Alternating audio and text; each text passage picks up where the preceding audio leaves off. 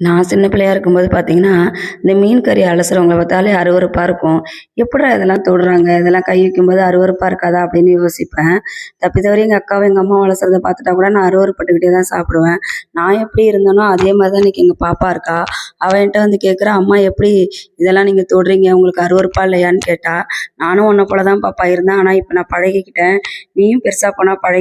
உனக்கு தெரியாது அப்படின்னு சொல்லிட்டு, நான் என்னோட வேலைய செய்ய ஆரம்பிச்சுட்டேன். ஒரு பக்கம் சிக்கன் கிரேவி நான் செஞ்சுக்கிட்டே இருக்கையிலேயே பார்த்தீங்கன்னா, தண்ணி ஒரு பக்கம் வந்துருச்சு.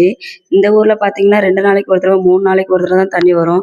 சரி தண்ணிய பிடிச்சிருவோமேன்ட்டு சந்து பக்கம் போய் தண்ணிய பிடிக்க ஆரம்பிச்சுட்டேன். இந்த சந்துக்குள்ள நான் தண்ணிய தூக்கிட்டு வரதுக்குள்ள எனக்கு பாதி உயிர் போயிடும். ஏன்னா இந்த பக்கம் ரொம்ப சின்னோண்டு சந்து தான். இந்த சந்துக்குள்ள தண்ணிய தூக்கிட்டு வரதுக்குள்ள ஒரு பக்கம் கைய இடிச்சுப்பேன், ஒரு பக்கம் கால இடிச்சுப்பேன். ஒரு வழியா 10 குடம் தண்ணிய தூக்கி வச்சுட்டு, செஞ்ச சாப்பாடெல்லாம் எடுத்து பரிமாற ஆரம்பிச்சுட்டேன். எல்லா பிள்ளைங்களுமே குழம்பும் சிக்கன் கிரேவியும் வாங்கிக்கிட்டாங்க. ஆனா, என் அண்ணன் பையன் மட்டும் அத்தத்த எனக்கு குழம்பு போடாதீங்க, சிக்கன் கிரேவி மட்டும் வைங்கன்ட்டான். சரி அவன் என்ன ஆசைப்படுறானோ அத மட்டுமே சாப்பிடட்டும்னு சொல்லிட்டு, அவனுக்கு மட்டும் வெறும் சிக்கன் கிரேவிய மட்டும் ஒரு லெக் பீஸ வச்சேன். அத மட்டுமே வச்சு அவன் சாப்பிட்டு முடிச்சுட்டான்.